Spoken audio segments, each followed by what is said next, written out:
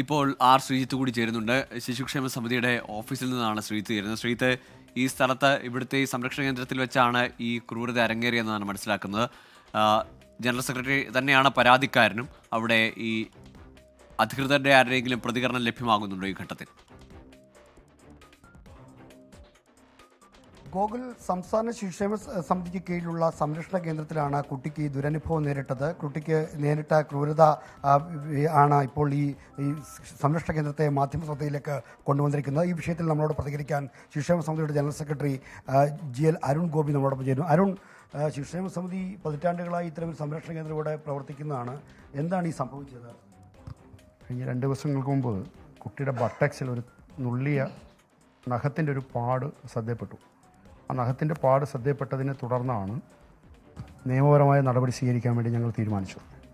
അപ്പോൾ തന്നെ കുട്ടിയുടെ മെഡിക്കൽ എടുക്കാൻ വേണ്ടി ശുപാർശ ചെയ്യുകയും അതോടൊപ്പം തന്നെ ഇത്തരം കാര്യങ്ങൾ നിയമ സംവിധാനത്തിൻ്റെ ഭാഗമാണല്ലോ, നിയമ നടപടി സ്വീകരിക്കാൻ വേണ്ടി ഞങ്ങൾ തീരുമാനിക്കുകയും ചെയ്തു. 2.5 വയസ്സുള്ള കുട്ടിയാണ്.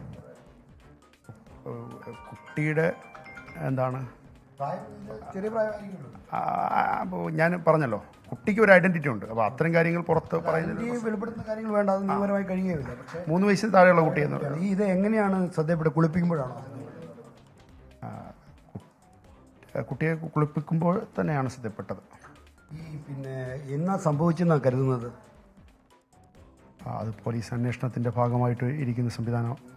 പോലീസ് അന്വേഷണത്തിൻ്റെ ഭാഗമായിട്ട് കഴിഞ്ഞ 2-3 എന്താണ് 3-4 ദിവസത്തിനുള്ളിൽ 4-5 ദിവസത്തിനുള്ളിൽ നടന്ന ശ്രദ്ധയപ്പെടുന്നതിന് 2-3 ദിവസം മുമ്പ് നടന്നു. ഈ ബട്ടക്സിൽ നുള്ളിയതല്ലാതെ മറ്റ് പരിക്കുകളുണ്ടോ കുട്ടിക്ക്? മറ്റ് ജനേന്ദ്രിയ പോലുള്ള ഭാഗങ്ങളിലൊക്കെ ഇപ്പോൾ ഈ പരിക്കുകളുണ്ടെന്നുള്ള വിവരങ്ങൾ പുറത്തു വരുന്നുണ്ടല്ലോ, അത് ശരിയാണോ? അത്തരം കാര്യങ്ങൾ പരിശോധിക്കപ്പെടേണ്ടതുണ്ട്. പോലീസ് അന്വേഷണത്തിൻ്റെ ഭാഗമായി ഇരിക്കുന്ന കാര്യങ്ങളാണ്. അത്തരം കാര്യങ്ങൾ പോലീസ് ഇപ്പോൾ 3 പേരെ അറസ്റ്റ് ചെയ്തിട്ടുണ്ട്. താങ്കളുടെ തന്നെ പരാതിയിലാണ്? അതെ, തീർച്ചയായും ശിശുക്ഷേമ സമിതി നൽകിയ പരാതിയുടെ അടിസ്ഥാനത്തിൽ തന്നെയാണ് പോലീസ് അറസ്റ്റ് ചെയ്തിട്ടുള്ളത്.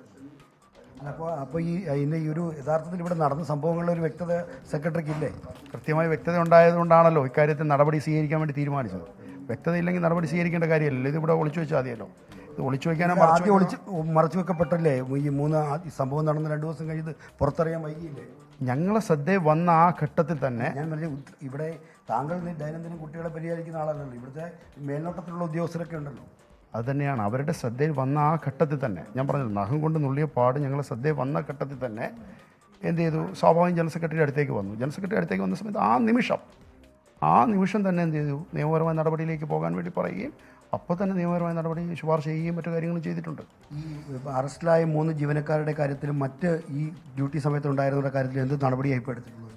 ആ ശ്രദ്ധയിൽ വന്ന ഘട്ടത്തിൽ തന്നെ ആ 7 ദിവസം കഴിഞ്ഞ ആ ഒരു ആഴ്ച ഡ്യൂട്ടിയിലുണ്ട് മുഴുവൻ ജീവനക്കാരെയും മുഖം നോക്കാതെ അപ്പോൾ തന്നെ പിരിച്ചുവിടുന്ന നടപടിയിലേക്ക് പോയി.